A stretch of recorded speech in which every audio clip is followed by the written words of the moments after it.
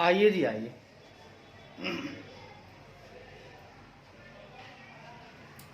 थोड़ा और आगे बढ़ते हैं जी। कल हम लोगों ने देखा था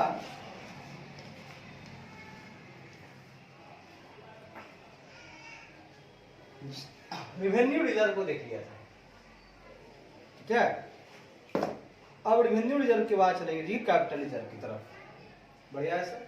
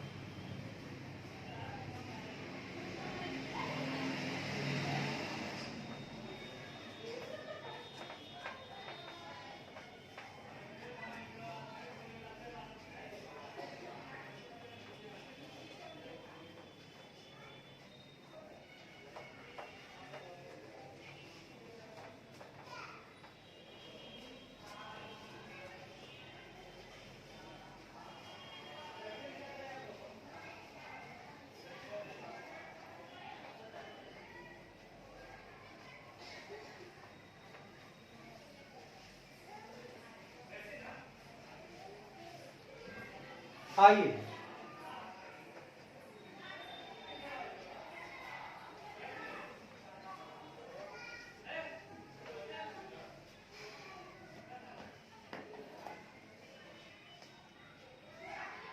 कहता है जी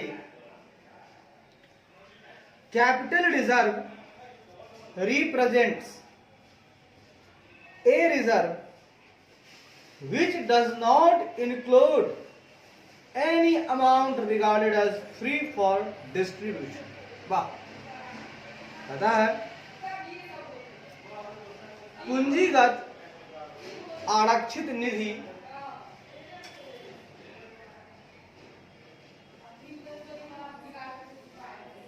पूंजीगत आरक्षित निधि यानी capital reserve represents a reserve एक ऐसे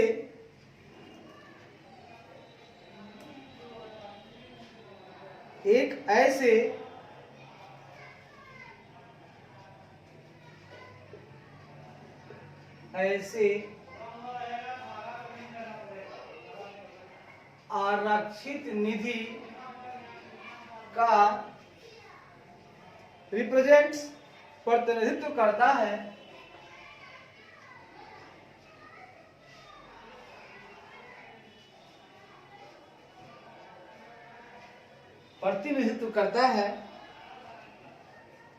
which does not include any amount regarded as free for distribution, जिसमें वितरण के लिए मुफ्त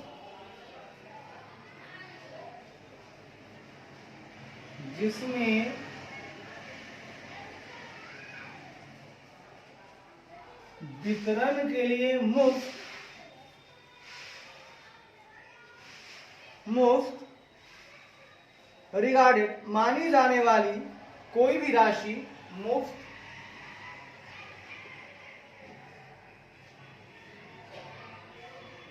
मानी जाने वाली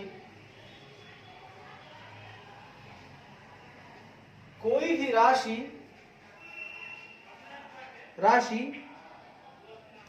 डज नॉट इंक्लूड शामिल नहीं होती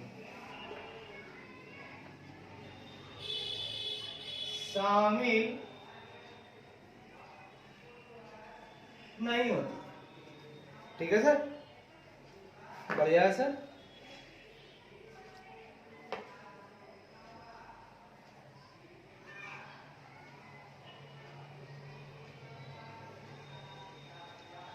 बढ़िया है सर।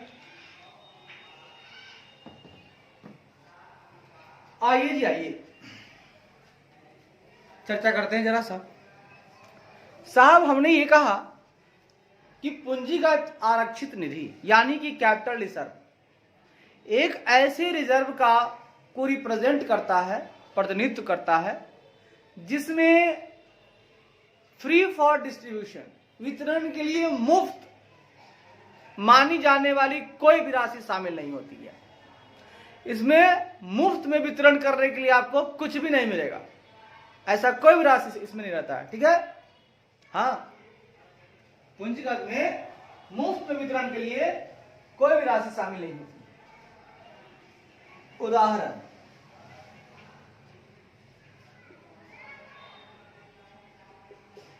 उदाहरण, सिक्योरिटीज प्रीमियम, यानी प्रतिभूति premium, comma capital redemption reserve, पूंजी मोचन आरक्षित निधि, पूंजी मोचन आरक्षित निधि, कैपिटल रिडेम्पशन रिजर्व, और यहां होता है जी सिक्योरिटीज प्रीमियम, ठीक है। Yes sir. आगे कहता है जी, it may be noted that, यह ध्यान दिया जा सकता है कि यह ध्यान दिया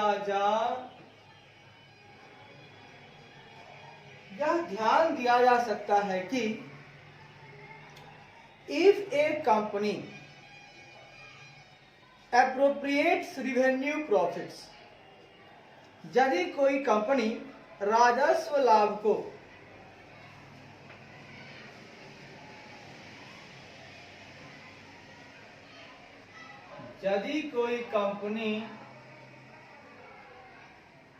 रिवेन्यू प्रॉफिट यानी राजस्व लाभ को for being credited to the asset replacement reserve, लाभ को संपत्ति प्रतिस्थापन रिजर्व में, संपत्ति प्रतिस्थापन एसेट रिप्लेसमेंट रिजर्व, संपत्ति प्रतिस्थापन रिजर्व में क्रेडिटेड, फॉर बीइंग क्रेडिटेड में जमा करने के लिए, रिजर्व में जमा करने के लिए विद द ऑब्जेक्टिव, इस उद्देश्य के साथ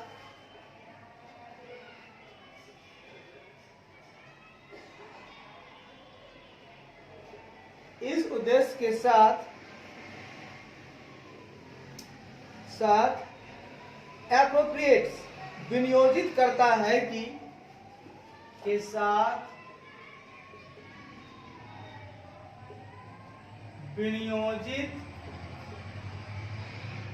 विनियोजित करता है कि these are to be used for a capital purpose, कि these are to be used, इसका उपयोग पूंजीगत उद्देश्य के लिए, कि इसका उपयोग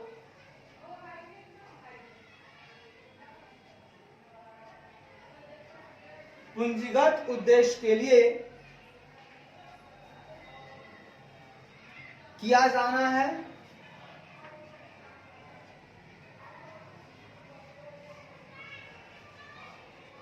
तो सच reserve also be in the nature of a capital reserve, तो ऐसा रिजर्व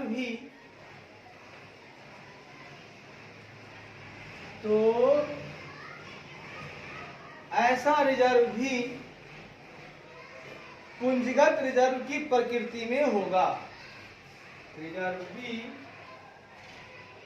पूंजीगत प्रकृति, पूंजीगत रिजर्व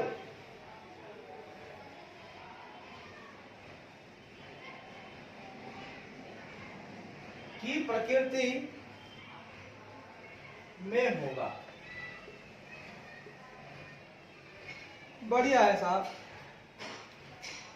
क्योंकि ये क्या बोला आप सर ने, देखिए भैया मैंने ये बोला कि it may be noted that, यह ध्यान दिया जा सकता है कि यदि कोई कंपनी रिवेन्यू प्रॉफिट राजस्व लाभ को एसेट रिप्लेसमेंट रिजर्व, ठीक है, हुआ है रिवेन्यू प्रॉफिट, उसको संपत्ति प्रतिस्थापन रिजर्व में जमा करने के लिए इस उद्देश्य के साथ विनियोजित करता है कि इसका उपयोग पूंजीगत उद्देश्य के लिए किया जाना है, तो ऐसा रिजर्व भी पूंजीगत रिजर्व की प्रकृति में होगा। भैया आपको हुआ रिवेन्यू प्रॉफिट, आप उसको एसेट रिवैल्यूएशन रिजर्व में क्रिएट करना चाहते हैं, जमा करना चाहते हैं, और इस उद्देश्य के साथ आप एप्रोप्रिएट कर रहे हैं, उस रिवेन्यू प्रॉफिट को विनियोजित कर रहे हैं कि इसका उपयोग जब भी होगा इस रिजर्व का, वो आपको कैपिटल पर्पस के लिए किया जाना है, पूंजीगत उद्देश्य। जब उनका पर्पस कैपिटल पर्पस है तो ऐसे रिजर्व भी आपको कैपिटल रिजर्व के नेचर का ही होगा। बढ़िया है सर, आगे देखिए कहता है जी, capital reserve is created from capital profit earn, कहता है पूंजीगत reserve through share of capital asset. वाह, कहता है पूंजीगत रिजर्व पूंजीगत संपत्तियों की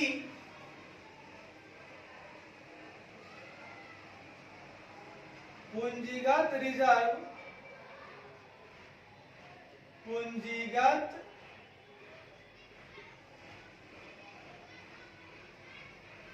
संपत्तियों की बिक्री, पूंजीगत संपत्तियों की बिक्री through share of capital asset, बिक्री के माध्यम से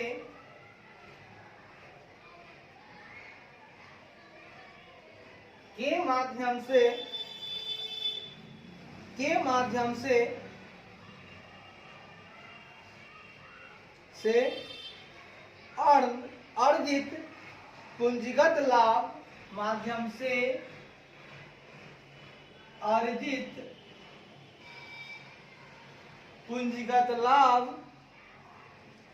से क्रिएट किया जाता है, से बनाया जाता है, से बनाया जाता है, such as sale of asset, जैसे कि सेल ऑफ फिक्स्ड एसेट, जैसे कि अचल संपत्तियों की बिक्री, जैसे कि अचल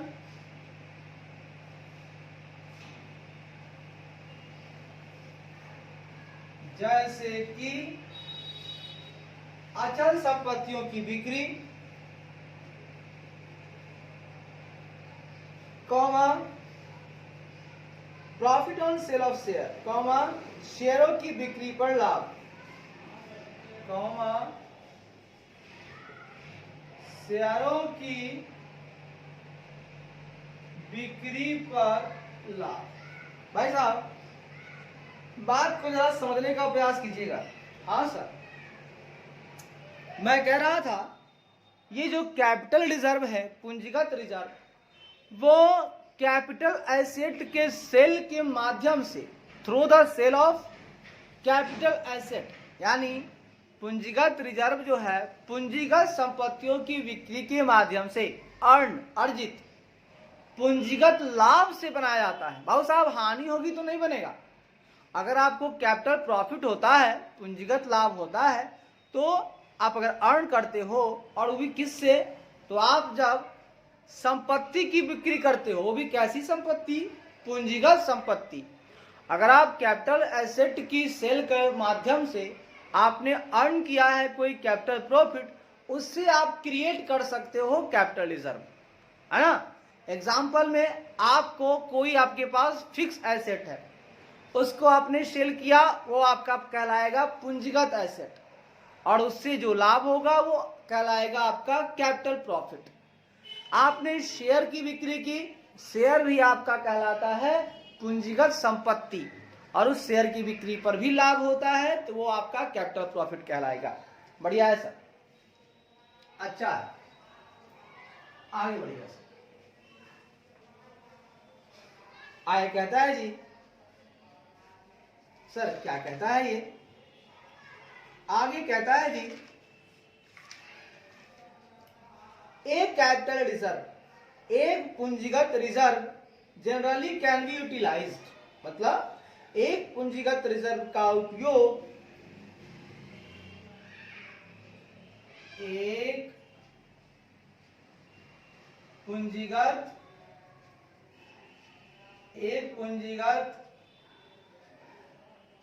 रिजर्व का उपयोग जनरली आमतौर पर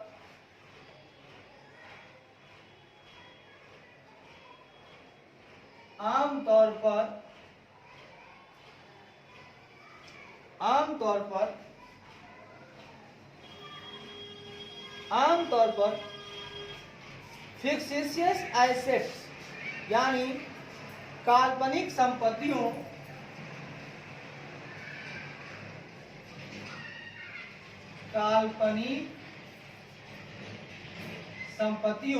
कॉमा लॉसेस हानियों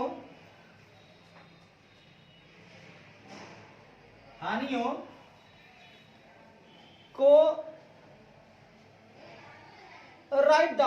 राइटिंग डाउन हानियों को कम करने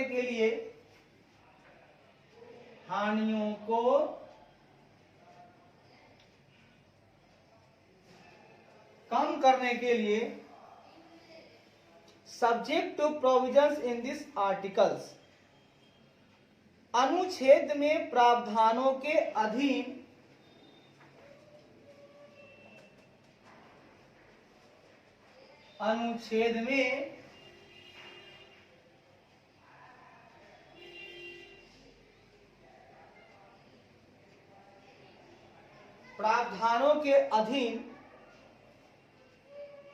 फॉर इश्यूइंग बोनस शेयर जारी करने के लिए किया जा सकता है।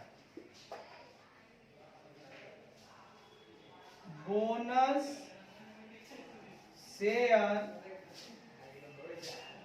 जारी करने के लिए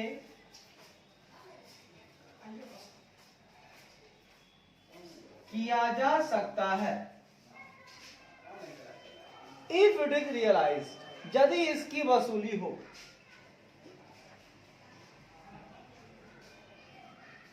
यदि इसकी प्राप्ति या वसूली हो। भाई साहब ये क्या बोला आपने? ए बाबू साहब, हमने ये बोला कि एक पूंजीगत रिजर्व, भैया एक कैपिटल रिजर्व यानी एक पूंजीगत आरक्षित निधि का यूटिलाइज का उपयोग जनरली आमतौर पर फिक्सेशियस एसेट्स लॉसेस को राइटिंग डाउन करने के लिए, कॉमा,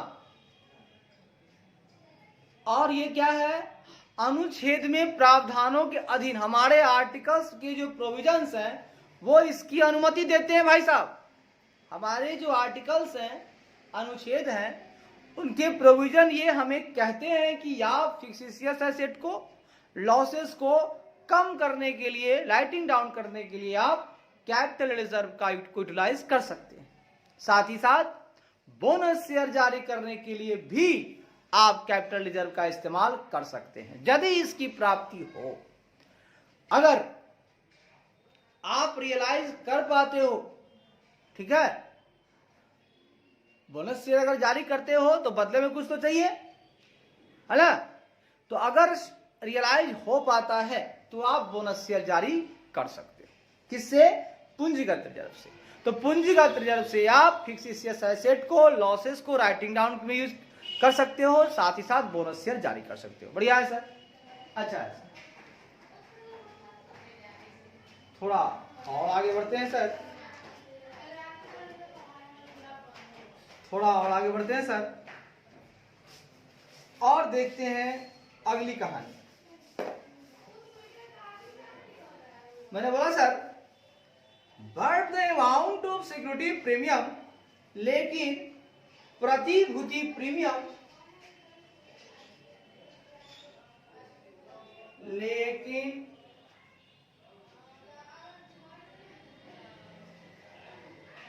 प्रतिभूति premium, security premium comma capital deduction reserve account, पूंजी मोचन आरक्षित खाते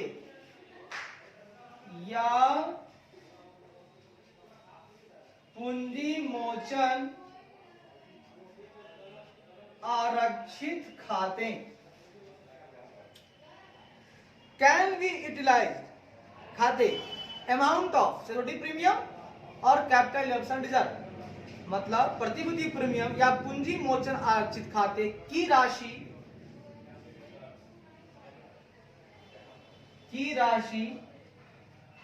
का कैन बी यूटिलाइज, की राशि का उपयोग only for the purposes specified in section 52 and 55 of the Companies Act respectively। वाह, उपयोग क्रमशः, रिस्पेक्टिवली मतलब क्रमशः कंपनी अधिनियम 2013 की, कंपनी अधिनियम 2013 की धारा 52 और 55, ठीक है, धारा 52 और 55 में specified purpose, for the purpose में निर्दिष्ट उद्देश्यों के लिए, 55 में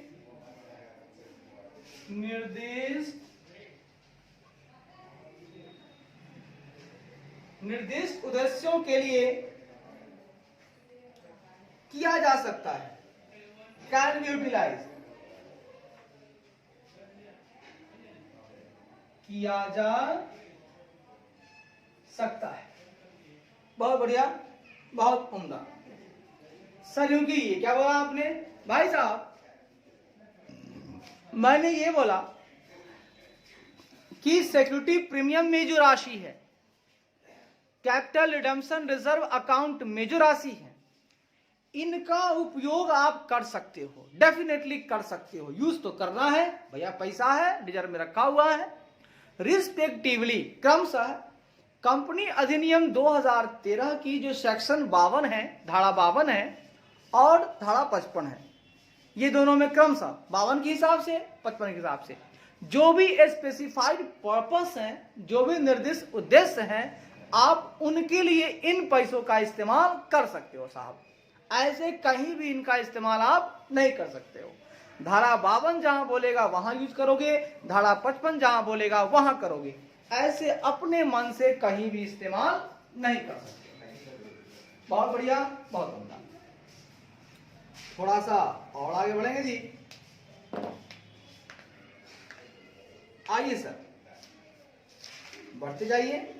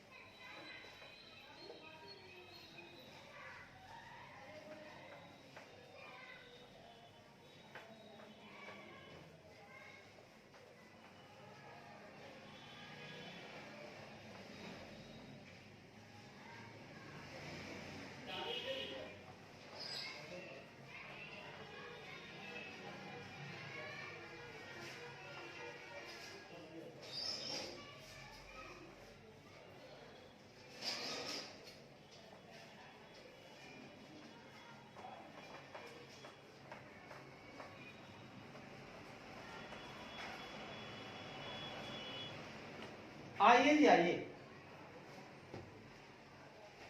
अगला चर्चा हमारा हो रहा है, क्या है सर बोलिए ना। कहता है जी द बिलो टेबल, मतलब क्या, नीचे दी गई तालिका, नीचे दी गई तालिका, नीचे दी गई तालिका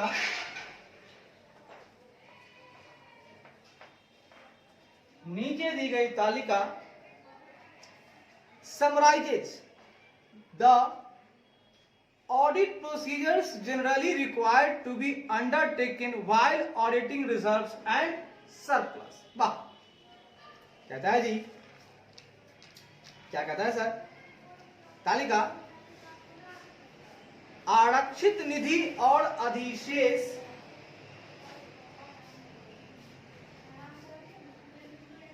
आरक्षित निधि और अधिशेष का ऑडिट करते समय का लेखा परीक्षा करते समय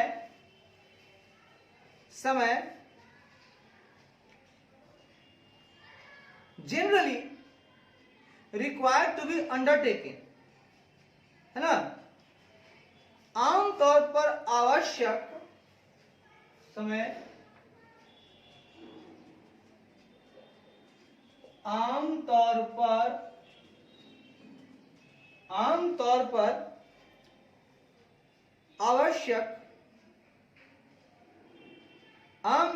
आवश्यक ऑडिट प्रोसीजर, ऑडिट प्रक्रियाओं, आवश्यक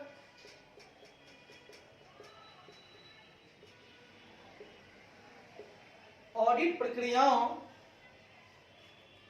का समराइजेज, का सारांश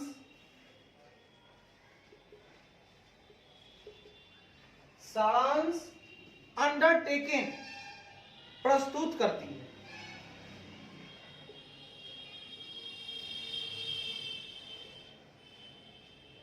भाई साहब, ऑडिटर साहब, अब आपको जरा सा रिजर्व एंड सरप्लस का भी चेकिंग करना है, ऑडिट करना है, तो हम बताएंगे प्रोसीजर आपको, आप उसको फॉलो करेंगे। तो मैंने कहा नीचे दी गई तालिका रिजर्व एंड सरप्लस यानी आरक्षित निधि और अधिशेष का ऑडिट करते समय आमतौर पर आवश्यक ऑडिट प्रक्रियाओं का सारांश प्रस्तुत करती है।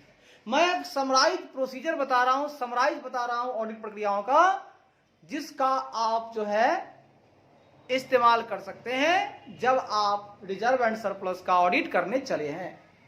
ठीक है, आमतौर पर आवश्यक ऑडिट प्रक्रियाओं का सारांश हम आपको प्रस्तुत कर रहे हैं। ठीक है सर, कर दीजिए। भाई साहब, ये रहा आपका एक लाइन, ये रहा आपका दूसरा लाइन। भाई साहब, ये हो गया आपका एक लाइन और ये हो गया भाई साहब दूसरा लाइन। पहले लाइन में लिखेंगे ब्रीफ डिस्क्रिप्शन, ब्रीफ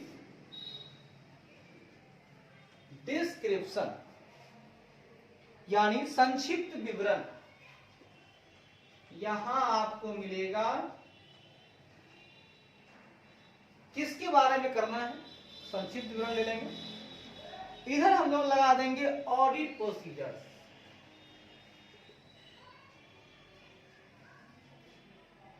बोले तो लेखा परीक्षा प्रक्रियाएं।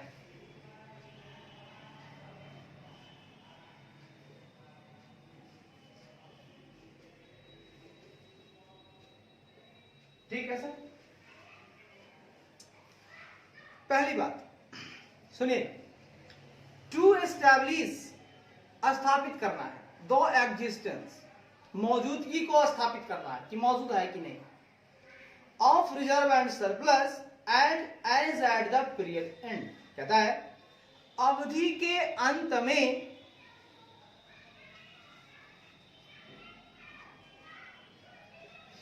अवधि के अंत में आरक्षित निधि और अधिशेष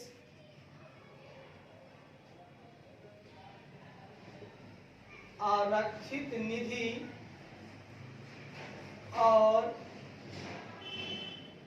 अधिशेष आरक्षित निधि और अधिशेष आरक्षित निधि और अधिशेष के अस्तित्व, एग्जिस्टेंस मतलब मौजूदगी, अस्तित्व के अस्तित्व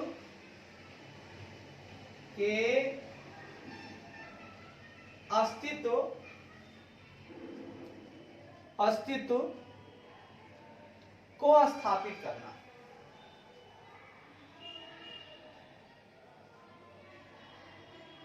यानी मोटा मोटी एसर्शन में हम लोग एग्जिस्टेंस चेक करने वाले हैं कि रिजर्व एंड सरप्लस का एग्जिस्टेंस क्या है, यानी अवधि के अंत में, पीरियड एंड में जो हमारे पास रिजर्व यानी आरक्षित निधि और सरप्लस यानी अधिशेष के जो एग्जिस्टेंस है, अस्तित्व है, उनको हमें एस्टैब्लिश करना है, स्थापित करना है।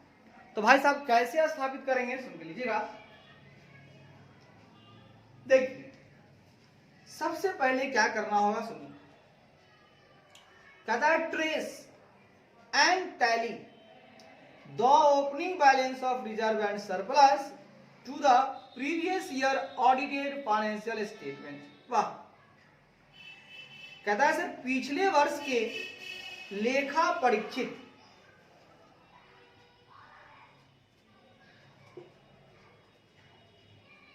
पिछले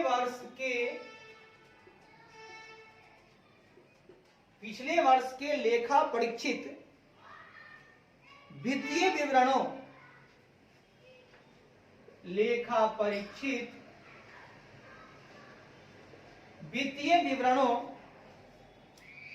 के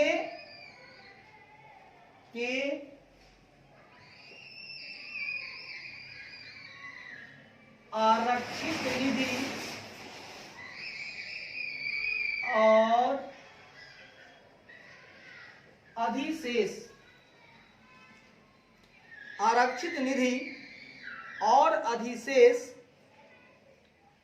के शुरुआती शेष का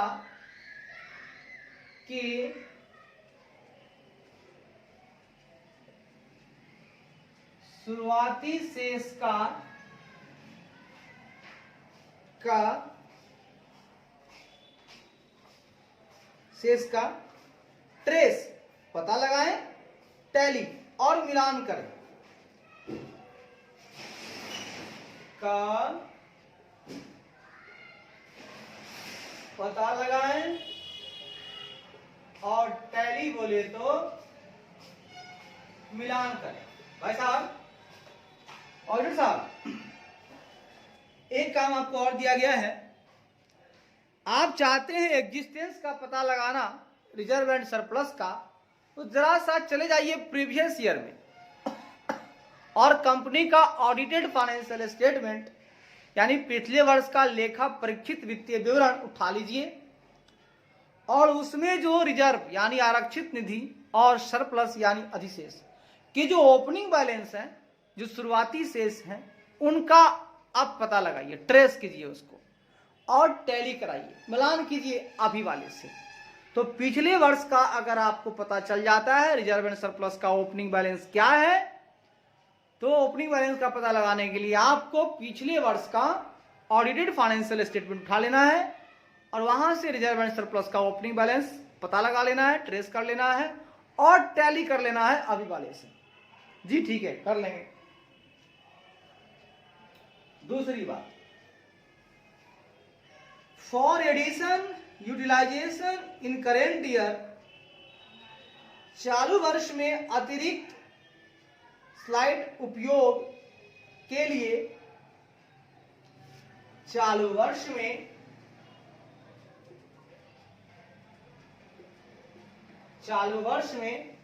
एडिशन अतिरिक्त यूटिलाइजेशन उपयोग में अतिरिक्त स्लैश उपयोग फॉर के लिए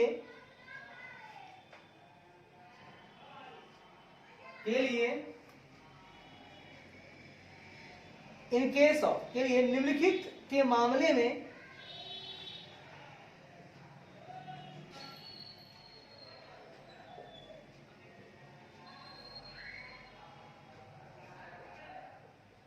सुनिए, मान लीजिए कोई एडिशन हो जाता है रिजर्व एंड सरप्लस का चालू वर्ष में, या यूटिलाइज हो जाता है यानी कि कुछ कम जाता है, कुछ रिजर्व का यूज हो जाता है, और मामला नीचे दिया गया है कि निम्नलिखित के मामले में अगर ऐसा हुआ है तो ये भी पता आप लगा लीजिए कि किसके मामले में हुआ है। ठीक है, ओपनिंग बैलेंस का पता लगा लिए और आपको लगा कि भैया चालू वर्ष में कुछ एडिशन हुआ है, कुछ बढ़ गया है, या आपको लगता है नहीं बढ़ा नहीं घट गया है, यूटिलाइज हो गया है, उसका उपयोग हो गया है, और किन मामलों में हुआ है नीचे बता रहे हैं। तो आप हमको इसका भी चर्चा बता दीजिएगा हुआ है कि नहीं। ठीक है, जो भी हुआ है बताइए। तो आप पता लगाइएगा। सर क्या पता लगाएंगे? अच्छा सुनिएगा, हम लोग अभी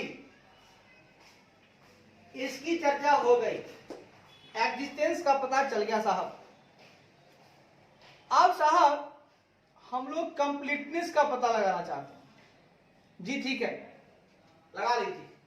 तो इसी में लिखते हैं, जगह काफी है, और ये हम इसके लिए ये यहां वाला जो लिखेंगे उसके लिए बातें कर रहे हैं। ठीक है, इसके लिए कहता है रिजर्व एंड सरप्लस बैलेंसेस आरक्षित निधि और अधिशेष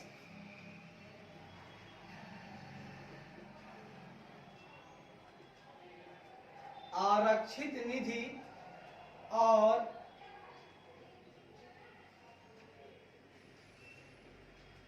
अधिशेष शेष that were supposed to be recorded, जिन्हें दर्ज किया जाना था, जिन्हें दर्ज किया जाना था, जिन्हें साहब दर्ज किया जाना था, have been recognized in the financial statement, उन्हें वित्तीय विवरणों में मान्यता दी गई है। उन्हें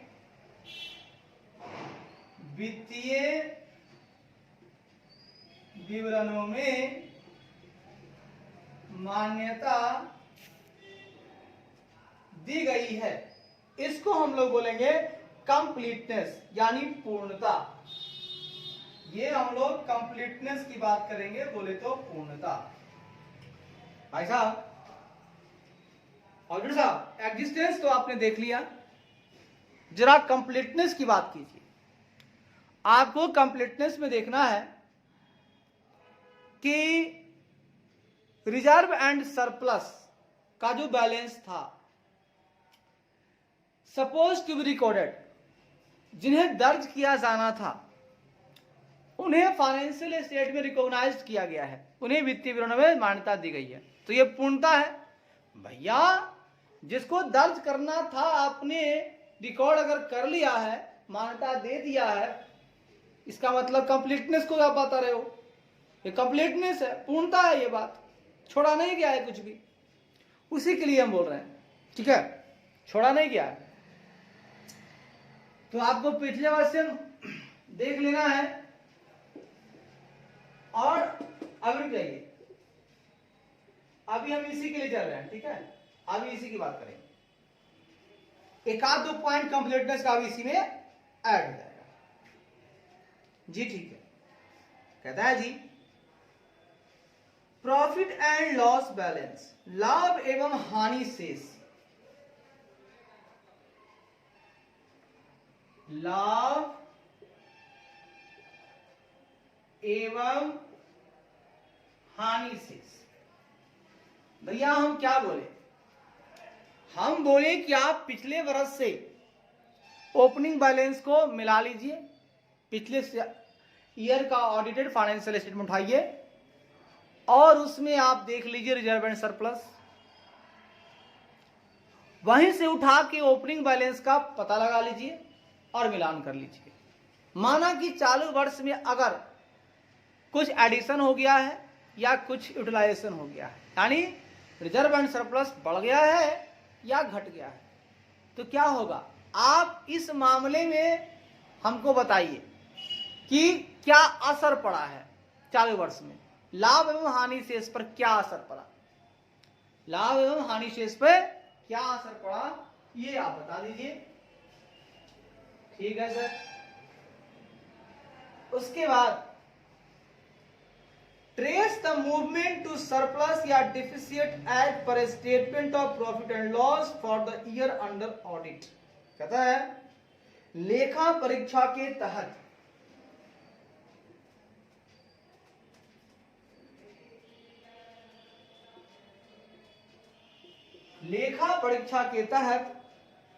फॉर द ईयर मतलब वर्ष के प्रॉफिट एंड लॉस का स्टेटमेंट, वर्ष के लाभ और हानि के विवरण, वर्ष के लाभ और हानि का विवरण, वर्ष के लाभ और हानि के विवरण, ठीक है, लाभ और हानि के विवरण, लाभ और हानि के विवरण,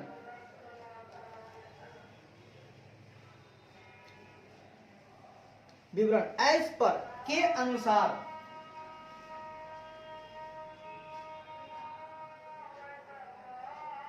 अनुसार, सरप्लस या डिफिसिट, अधिशेष या घाटे,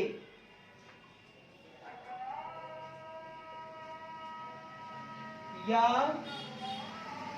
कमी बोलिए या घाटे बोलिए,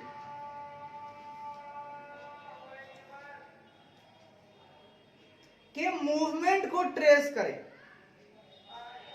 कि गति का पता लगाएं, कि गति का पता लगाएं। अजय साहब करेंट ईयर में बढ़ा या घटा, तो आपको कुछ पता लगाना होगा, आप लाभ और हानि का शेष पता लगाइए कि लाभ हानि का बैलेंस क्या है। साथ ही साथ ऑडिट के तहत इसी वर्ष के लिए लाभ और हानि का जो विवरण है, स्टेटमेंट है, उसके अनुसार देखिए कि सरप्लस या डिफिसिट का मूवमेंट क्या है, उसका पता लगाइए। हाँ, कि सरप्लस कितना हुआ है अगर हुआ है तो, डेफिसिट कितना हुआ है अगर हुआ है तो, इसका भी आप पता लगाइए।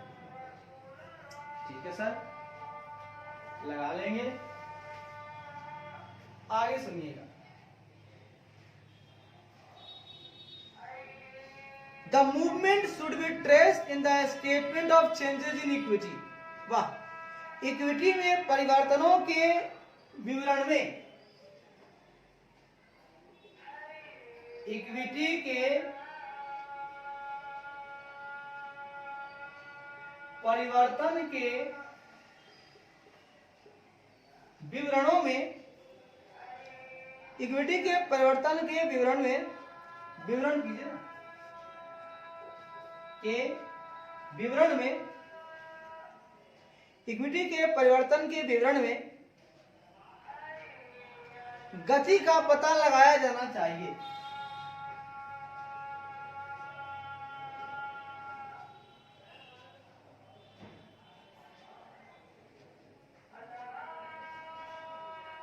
ऑडिटर साहब, करंट ईयर में आपको पता चला कि सरप्लस हुआ है, कुछ एडिशन हुआ है या यूटिलाइज हुआ है रिजर्व का, तो जरा सा देखिएगा इससे इक्विटी में जो चेंजिंग हुआ है उसका जो स्टेटमेंट है वो ले लीजिए, उसमें भी जरा सा मूवमेंट उसका ट्रेस कर लीजिए कि इक्विटी में बढ़ोतरी हुआ है तो कितना से, अगर कमी हुआ है तो कितना से, अगर एडिशन हुआ होगा रिजर्व में तो इक्विटी बढ़ी होगी, अगर यूटिलाइज हुआ होगा तो इक्विटी घटी होगी। तो उसका मूवमेंट का ही पता जरा सा आप लगा लीजिए, गति का पता लगा लीजिए। ठीक है भैया, आगे बढ़िए। आगे कहता है जी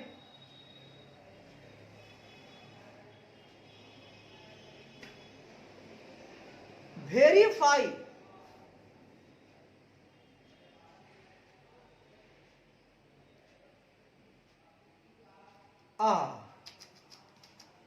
कहता है जी, सर क्या कहता है ये?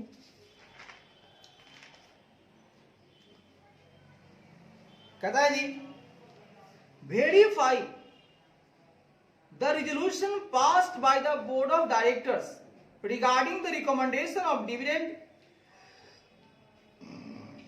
कहता है लाभांश की सिफारिश के संबंध में, लाभांश की सिफारिश के संबंध में, ठीक है, रिकमेंडेशन ऑफ डिविडेंड रिगार्डिंग संबंध में बोर्ड ऑफ डायरेक्टर मतलब bye the board of director, निदेशक मंडल द्वारा संबंध में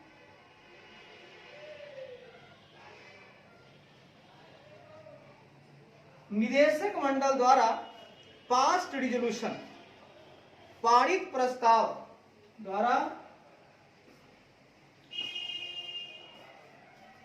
पारित प्रस्ताव comma resolution pass by shareholders declaring the dividend comma लाभांश की घोषणा करने वाले कॉमा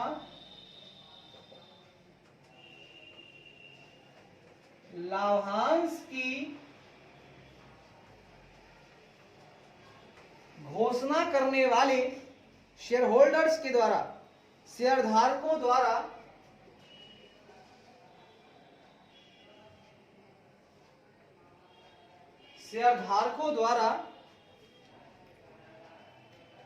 पारित प्रस्ताव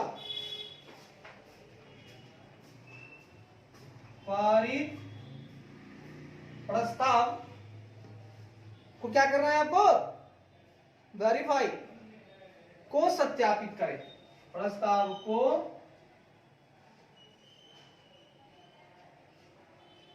सत्यापित करें। और साहब एक छोटा सा काम और कर लीजिएगा, आप कीजिएगा क्या कि लाभांश को रिकमेंडेशन किया है, सिफारिश करता है बोर्ड ऑफ डायरेक्टर कि सर लाभांश मिलना चाहिए, तो उसके लिए भी पास करना होगा रेजोल्यूशन, ठीक है।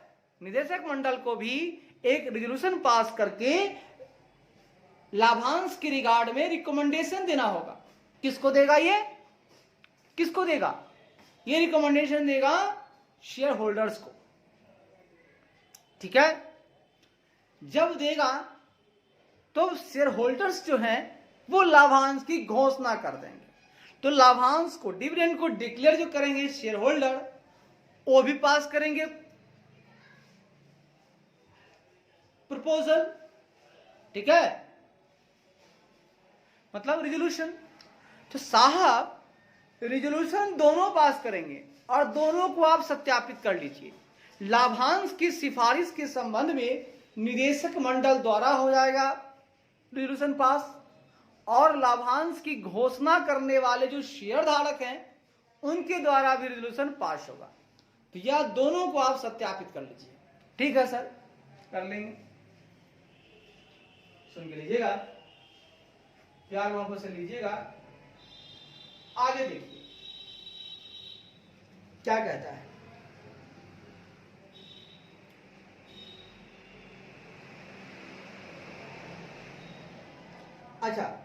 एक बात ध्यान दीजिएगा जरा सा,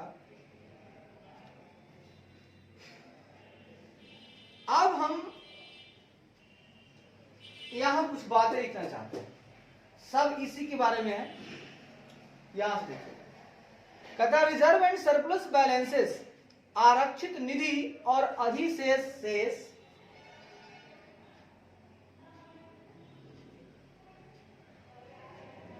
आरक्षित निधि और अधिशेष शेष हैव बीन वैल्यूड एप्रोप्रिएटली, का उचित रूप से मूल्यांकन किया गया है। अधिशेष शेष का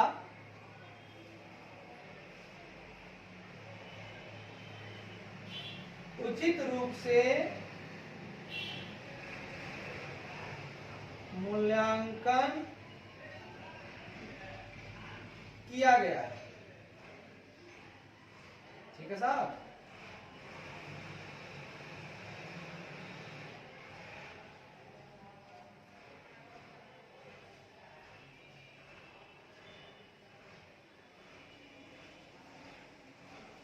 फिट जी, ठीक है। आगे क्या कहता है सुनिएगा।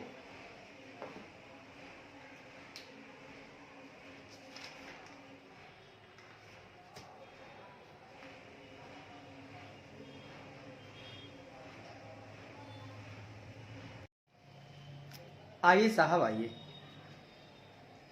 हम लोग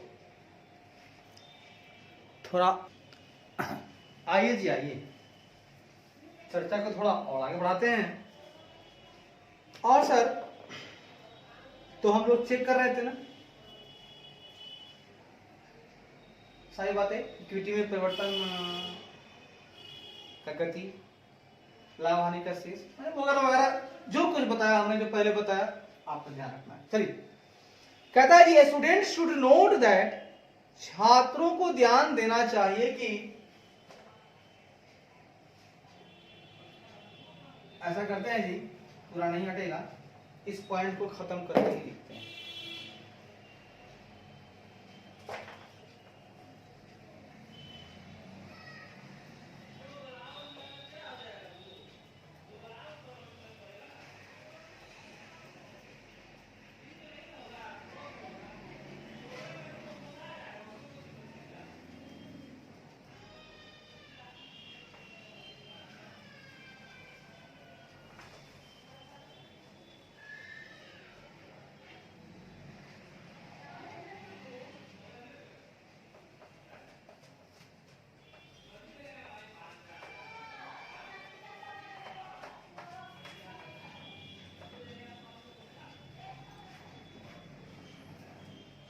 आइए साहब, आइए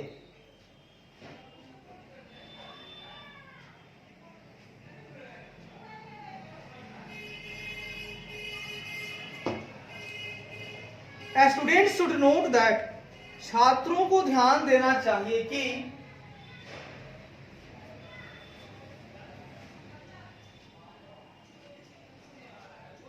छात्रों को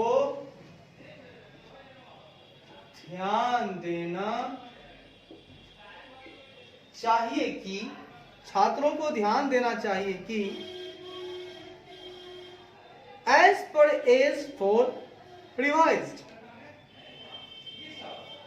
कि एज फॉर संशोधित, एज फॉर संशोधित comma Ind AS 10, Ind AS 10 के अनुसार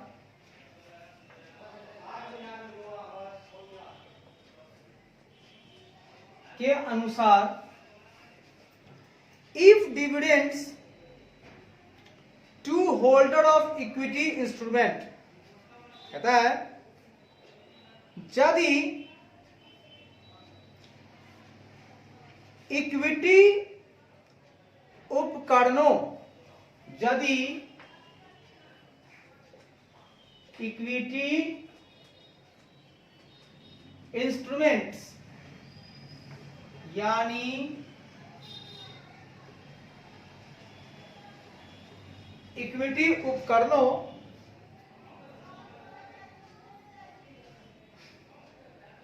के धारकों को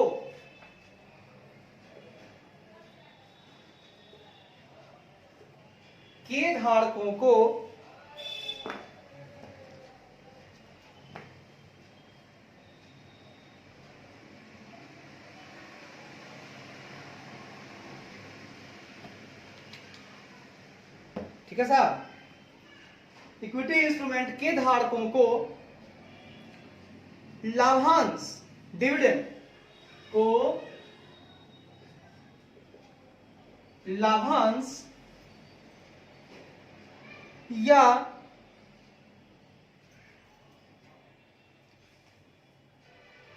लाभांश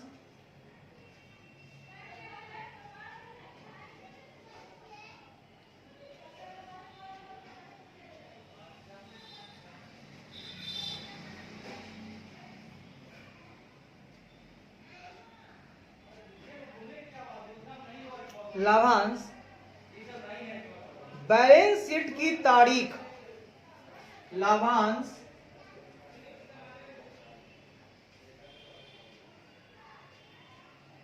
बैलेंस शीट की तारीख के बाद प्रपोज या डिक्लेयर्ड प्रस्तावित या घोषित किया जाता है के बाद प्रस्तावित या घोषित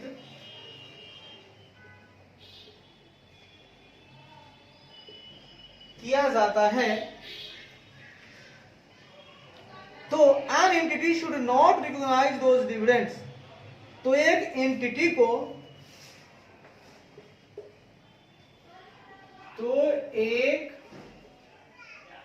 इकाई को should not recognize those dividends as a liability as at the balance sheet date, लाभांश एंटिटी को those dividends उन लाभांश को इकाई को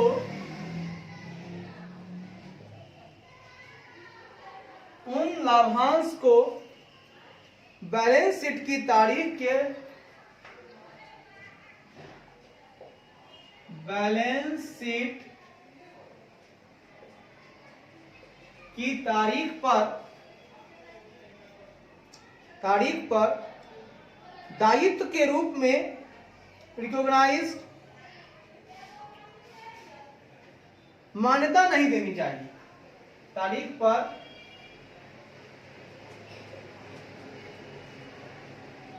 दायित्व के रूप में मान्यता नहीं देनी चाहिए। तारीख पर लिखिए या के अनुसार।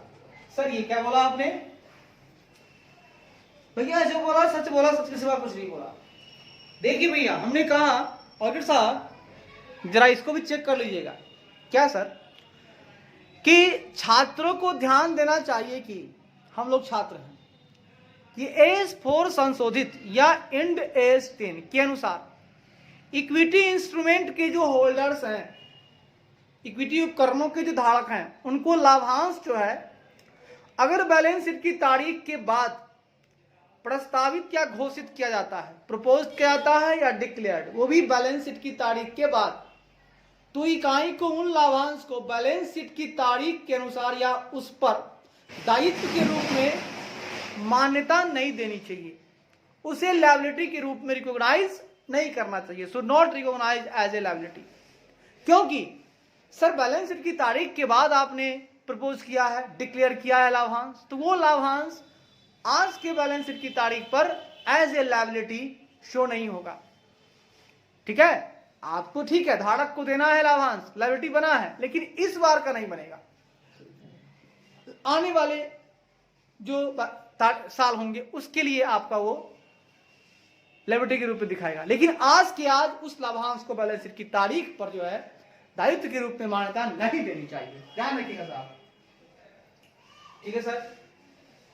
आगे कहता है साहब, it should however disclose the amount of dividends, हालांकि इसे disclose the amount of dividends that, हालांकि इसे उस लाभांश की राशि, हालांकि इसे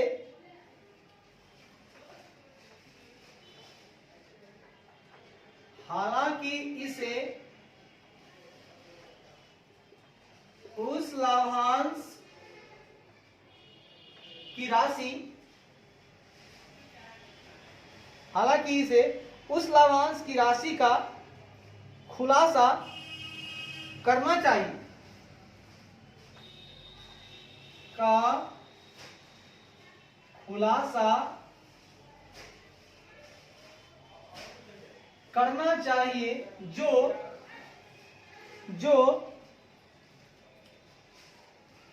ठीक है, खुलासा करना चाहिए जो that were proposed or declared after the balance sheet date but before the financial statement were approved for issue। तो बैलेंस शीट के बाद प्रस्तावित या घोषित किया गया था, जो बैलेंस शीट की तारीख के बाद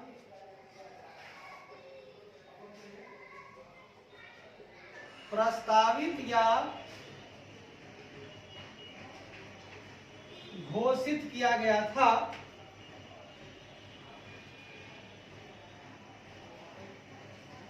लेकिन वित्तीय विवरण जारी करने के लिए,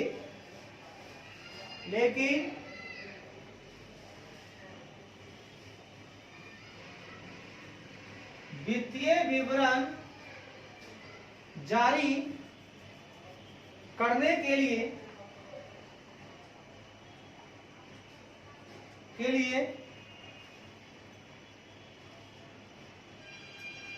दी गई अनुमोदन से पहले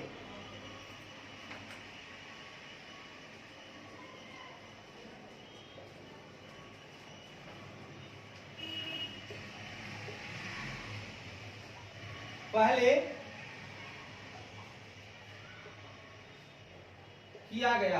भाई साहब ऑडिटर साहब, ये तो बात हम बता दिए आपको कि बैलेंस शीट की तारीख के बाद अगर आपका डिविडेंड डिक्लेयर होता है इक्विटी इंस्ट्रूमेंट वाले को, होल्डर को,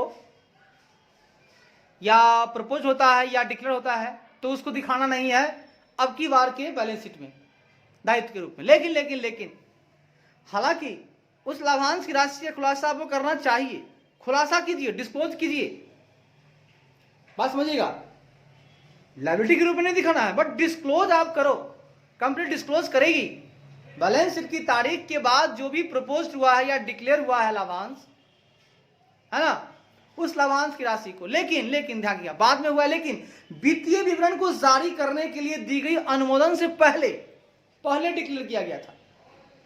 बात समझिएगा, बैलेंस शीट की तारीख के बाद, लेकिन फाइनेंशियल स्टेटमेंट इश्यू करने से पहले, इश्यू के लिए जो अप्रूवल देना है उससे पहले अगर आपने डिक्लेयर किया है या प्रपोज किया है लाभांश, तो उसको आप डिस्क्लोज जरूर कीजिए अपने बैलेंस शीट में, ठीक है, फाइनेंशियल स्टेटमेंट, ठीक है, कोई बात। आगे सुनिए, आगे कहता है जी, सर ये क्या कहता है, आगे कहता है जी, सिक्योरिटी प्रीमियम की बात करेंगे। इसको हटाइए, बारी बारी से हटा जाइए और लिखते जाइए, बढ़िया है सर, बहुत बढ़िया।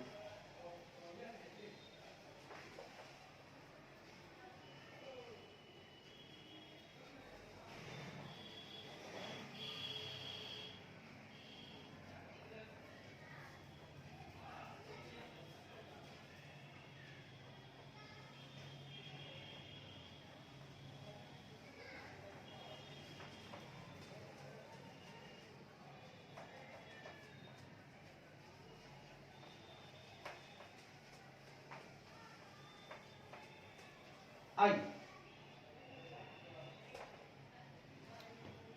कहता है सिक्योरिटी प्रीमियम, प्रतिभूति premium.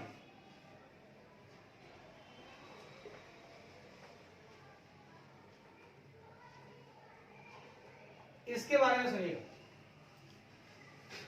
It needs to be confirm that, it needs to be confirm, यह पुष्टि करने की आवश्यकता है कि, यह पुष्टि करने की आवश्यकता है कि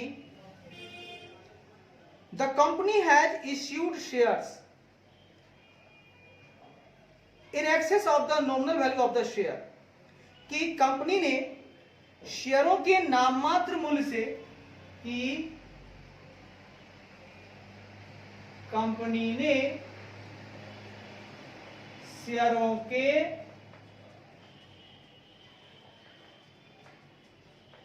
शेयरों के नाममात्र मूल्य से अधिक शेयर जारी किए हैं, मूल्य से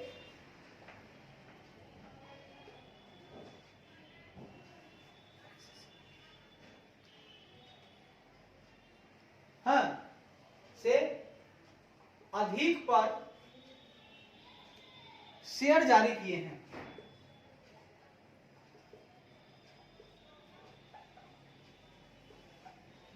हैं। और फॉर द सेम, और इसके लिए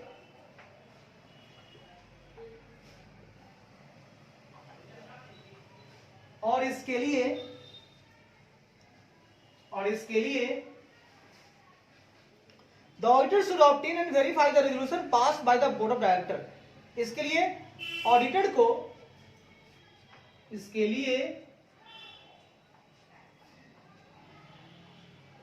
लेखा परीक्षक को निदेशक मंडल द्वारा पारित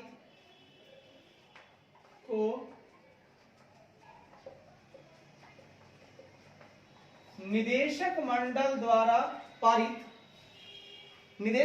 द्वारा पारित रिजोल्यूशन प्रस्ताव को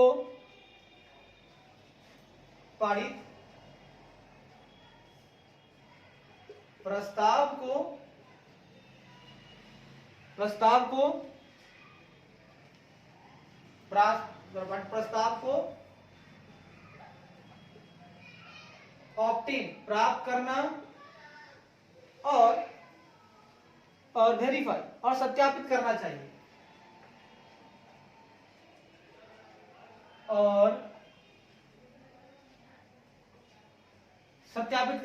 बढ़िया है। ऑडिटर साहब छोटा सा काम और कर लीजिएगा। हाँ भैया, क्या करना होगा मुझे? हम बात कर रहे हैं सिक्योरिटी प्रीमियम पर। मान लीजिए यह पुष्टि करने की आवश्यकता है कि कंपनी ने शेयरों के नॉमिनल वैल्यू से अधिक पर शेयर जारी किया है, यानी कि प्रीमियम पे जारी किया है, और इसके लिए, ठीक है ना, जारी किया है, इसका पुष्टि कर लीजिए आप। किया है क्या ऑडिटर साहब? क्या है क्या, इसकी पुष्टि कर लीजिए। और इसके लिए आप लेखा परीक्षक साहब, आप बोर्ड ऑफ डायरेक्टर, निदेशक मंडल द्वारा जो पास किया गया रिजोल्यूशन है, पारित किया गया जो प्रस्ताव है, उसको आप प्राप्त करें, ऑब्टेन करें और उसको वेरीफाई कीजिए, ठीक है, कि निदेशक मंडल ने रिजोल्यूशन पास किया है कि नहीं। किस लिए? नॉमिनल वैल्यू से, शेयर का जो नॉमिनल वैल्यू है उससे अधिक पर शेयर जारी करने के लिए लेखक परीक्षक ने निदेशक मंडल ने कोई रिजोल्यूशन पास किया है कि नहीं, इसको आप वेरीफाई कर लीजिए और ऑब्टेन भी कीजिए, उस प्रस्ताव को ऑब्टेन कीजिए, ठीक है। आप पुष्टि कीजिए कि हाँ, तभी तो कहलाएगा कि सिक्योरिटी प्रीमियम पे हो रहा है, ठीक है सर, कर लेंगे। आगे कहता है ऑडिटर साहब, सुनिएगा, आगे कहता है as already discussed under the caption, जैसा कि पहले ही शीर्षक के तहत, जैसा कि पहले ही शीर्षक के तहत already discuss under the caption, जैसा कि पहले ही शीर्षक के तहत चर्चा की गई है, के तहत चर्चा की गई है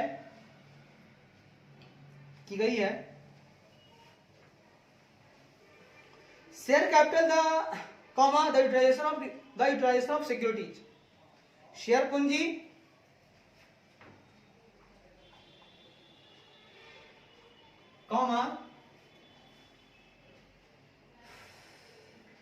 कॉमा प्रतिभूतियों का उपयोग,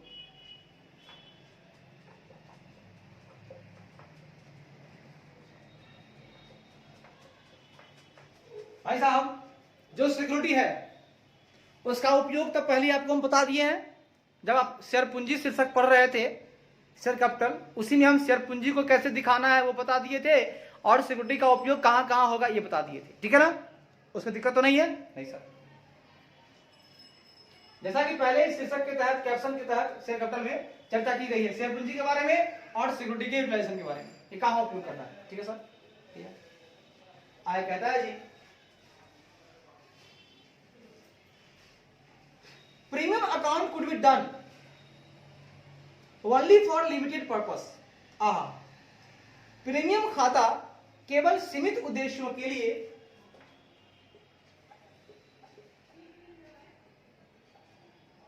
प्रीमियम खाता केवल लिमिटेड पर्पस, केवल सीमित उद्देश्यों के लिए, केवल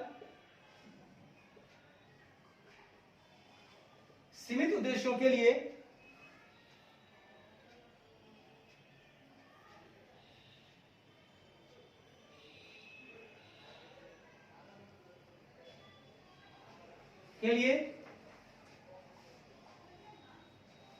बनाया जाता है,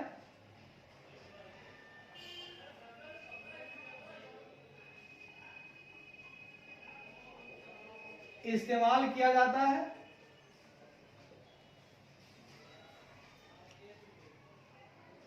auditor needs to ensure the same, और ऑडिटर को यह सुनिश्चित करना होगा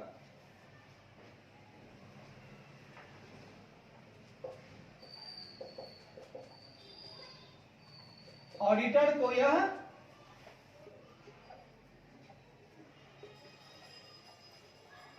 सुनिश्चित करना होगा section 52 of company act 2013, company अधिनियम 2013 की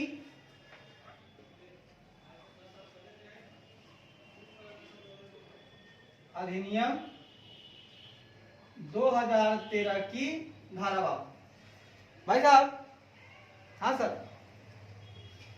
ये तो पता ही होगा आपको कि जो प्रीमियम खाता है वो सेक्शन 52 हमको बताता है, कंपनी एक्ट 2013 का सेक्शन 52 कहता है कि प्रीमियम खाते का आप उपयोग कर सकते हो, इस्तेमाल कर सकते हो, लेकिन लिमिटेड पर्पस के लिए, ओनली लिमिटेड पर्पस।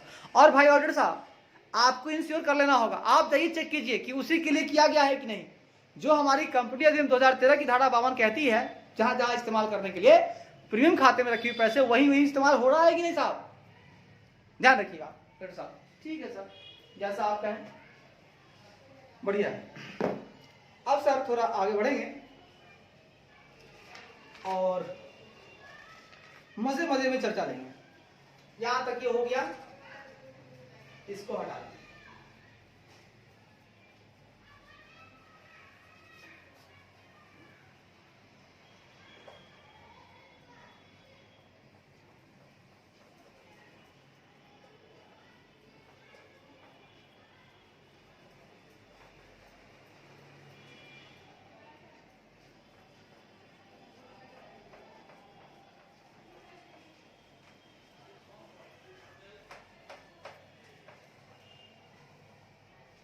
आइए सर, आइए बात करेंगे जी, required disclosures for reserve and surplus have been appropriately made. वाह,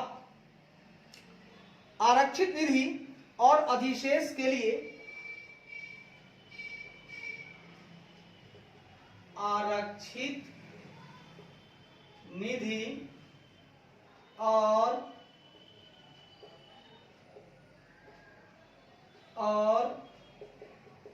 अधिशेष के लिए आवश्यक खुलासे के लिए आवश्यक प्रकटीकरण या खुलासे उचित रूप से किए गए हैं, एप्रोप्रिएटली मेड, उचित रूप से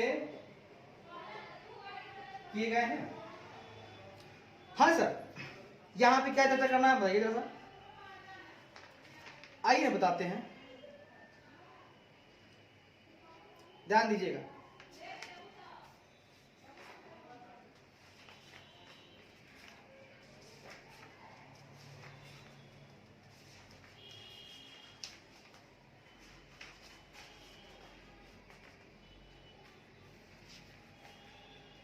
कहता है इंश्योर सुनिश्चित करें कि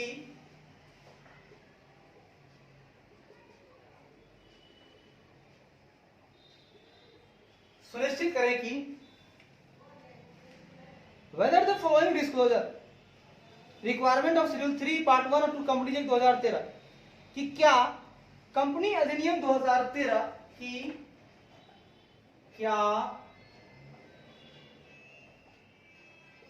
कंपनी अधिनियम 2013 की अनुसूची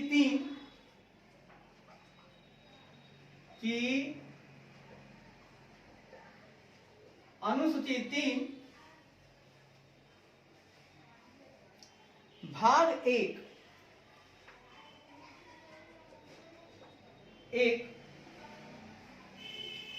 की रिक्वायरमेंट, भाग 1 की फॉलोइंग डिस्क्लोजर रिक्वायरमेंट, भाग 1 की निम्नलिखित प्रकटीकरण आवश्यकताओं, भाग की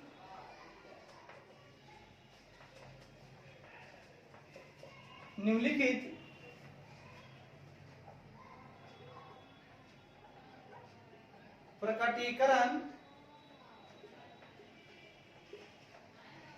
प्रकटीकरण आवश्यकताओं का हैव बीन कंप्लाइड का पालन किया गया है, पालन किया गया है।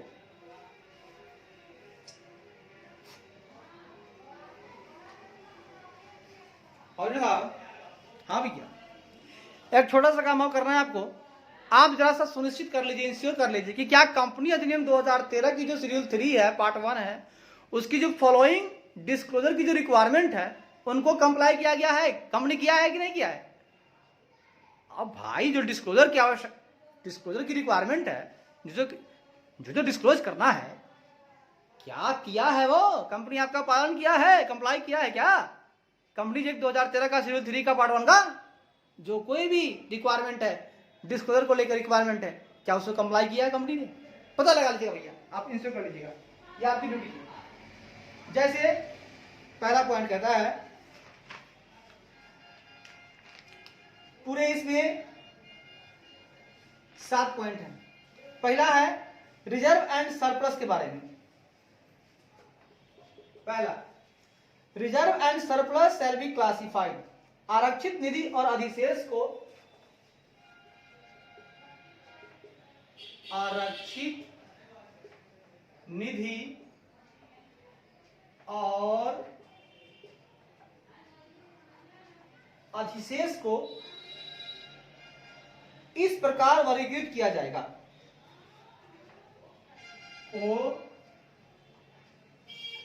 इस प्रकार वर्गीकृत किया जाएगा। और साहब कंपनी को देख लीजिएगा कि रिजर्व और सरप्लस का जो क्लासिफिकेशन किया है, जिसे से हम बोल रहे हैं वैसे किया है कि नहीं, चेक कर लीजिएगा, आप इंश्योर कर लीजिएगा। एकदम अलग अलग दिखाना है रिजर्व सरप्लस में। जैसे पहला कैपिटल रिजर्व एकदम अलग दिखाइए, मतलब पूंजीगत आरक्षित निधि, पूंजीगत आरक्षित निधि। कैपिटल रिजर्व को मतलब रिजर्व एंड सरप्लस में तो बांटी पूरा खाका बाई खाका। कैपिटल रिजर्व इतना का। दूसरा कैपिटल रिडम्पशन रिजर्व, पूंजी मोचन आरक्षित निधि, पूंजी मोचन आरक्षित निधि। देखिए भैया कैपिटल रिजर्व में ये चला गया, ये सारा रिजर्व एंड सरप्लस का पार्ट है। रिजर्व एंड सरप्लस में अलग अलग दिखाइए। कैपिटल रिजर्व कितना रुपया का है? कैपिटल रिडम्पशन रिजर्व कितने का है? ये सब कहां दिखाना है आपको? रिजर्व एंड सरप्लस में। ये रिजर्व एंड सरप्लस का आइटम है बाबू साहब।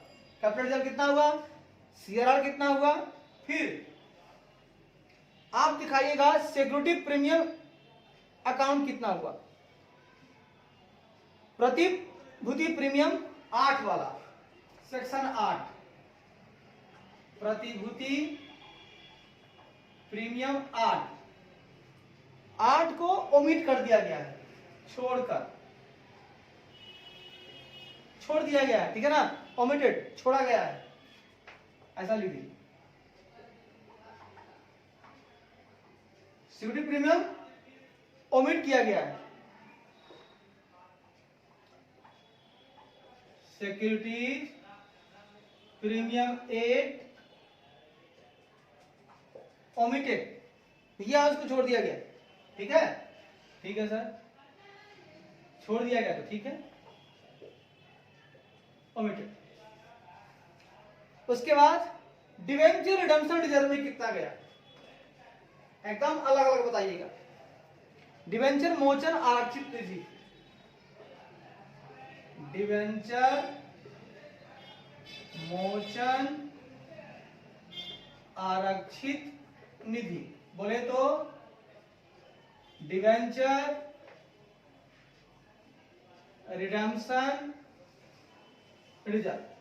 भाई साहब, ऑडिटर साहब, देख लीजिएगा कि रिजर्व एंड सरप्लस में अलग अलग सब लिखना है। कैपिटल रिजर्व अलग कि कितना राशि है, कैपिटल रिडम्पशन रिजर्व का कितना राशि है, सिक्योरिटी प्रीमियम 8 को तो छोड़ दिया गया है, डिवेंचर रिडम्पशन रिजर्व में कितना है, ठीक है, सबका हिंदी, पूंजीगत आरक्षित निधि, पूंजी मोचन आरक्षित निधि, प्रतिभूति प्रीमियम, डिवेंचर मोचन आरक्षित निधि, ठीक है, ठीक है। में देखिएगा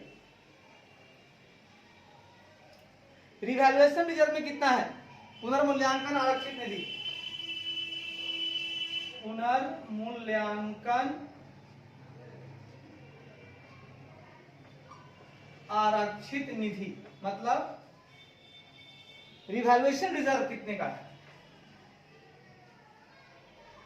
एकदम सब का अमाउंट सेपरेटली दिखाइए, अलग अलग, ठीक है सर, दिखा देंगे। एफ में दिखाइए share option outstanding account, share विकल्प बकाया खाता, शेयर विकल्प बकाया खाता में कितना है, share options outstanding account, share options outstanding account में कितना पैसा वापस आए, बता दीजिएगा सर, सब बताएंगे, सब बताएंगे जी, टेंशन नहीं लेना है। जी में बताइएगा, अदर रिजर्व, अन्य रिजर्व में बताइए, अन्य रिजर्व, अदर रिजर्व में बताइए क्या है बाबू साहेब, अदर रिजर्व्स में क्या है बताइए ना, ठीक है, इसे बताइए। Specify the nature and purpose of each reserve. एक देखिए, एक रिजर्व होता है मतलब स्पेशली होता है, जैसे इन्वेस्टमेंट अलाउंस रिजर्व, एकदम विशेष काम के लिए है, तो बताइए उसका। Specify the nature and purpose of each reserve and amount in respect there of. वाह, कहता है जी प्रत्येक रिजर्व की प्रकृति प्रत्येक रिजर्व की प्रकृति और उद्देश्य, प्रकृति और